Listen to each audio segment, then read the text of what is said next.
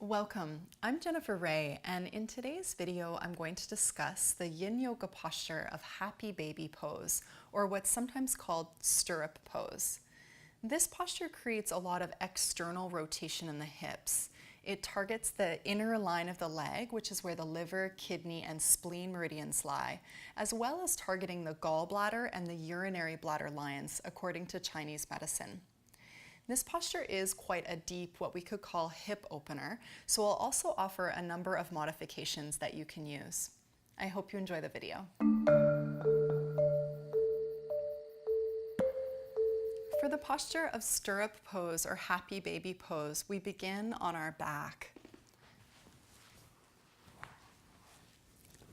And as I come down to the floor, I can trace the palms of the hands along the inner leg to grab a hold of the soles of the feet. From here, I draw the soles of the feet up towards the sky, and then I gently pull the knees down towards the floor. Now, sometimes this posture is taught this way with the palms of the hands on the inner arches of the foot, but I prefer to teach with the palms of the hands on the outsides of the feet usually. And this helps to broaden across the chest and invite the shoulders down away from the ears.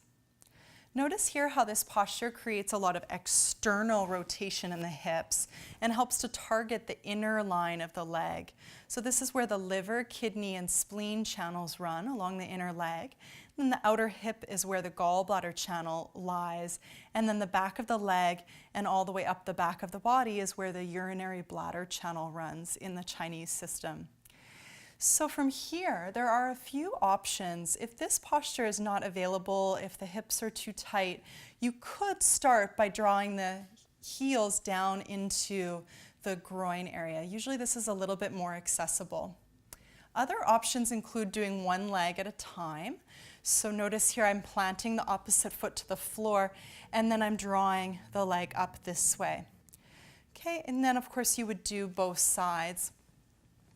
You could have the opposite leg planted like so, but you could also extend it outwards. This is usually much more difficult, so see what's available.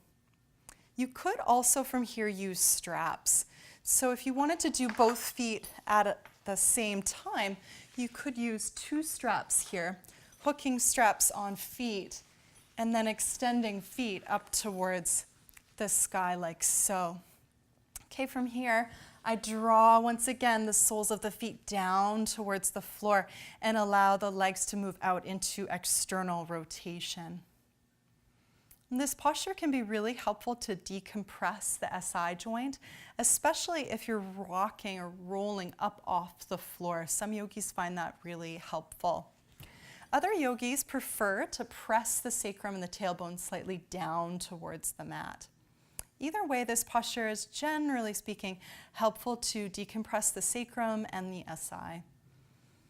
And there are a few other options. If none of those are appropriate for you, you could simply take eye of the needle, crossing one ankle over the knee and then threading the arms through the legs this way. And of course, you would do both sides. Now, if there's not the availability of drawing the hands through the legs, you could place the foot on the wall like so. And then, of course, you would do both sides. Another option is to place your feet up the wall. So for that option, you would come to place yourself right up against the wall, and then throw your legs up and create a kind of squat position. So see here how this is similar to the happy baby shape. I'm putting compression in the inner groin, placing pressure on the lower abdomen, a little bit of external rotation this way. So this is always a good variation if you have access to a wall and you're not able to grab a hold of the feet. A few counter poses that would be available near the end of the pose are to simply draw the knees into the chest like so, or place the feet down to the floor and then allow the knees to fall in towards one another for constructive rest posture.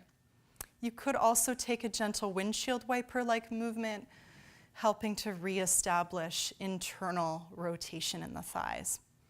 Okay, and then from there, you can slowly roll over onto your side, coming back up to seated for your next yin yoga posture. So So I hope you enjoyed this posture of happy baby or a stirrup pose. Make sure to get over to jenniferraye.com and sign up to learn many more yin yoga tips. And thank you again for watching. Have a wonderful day.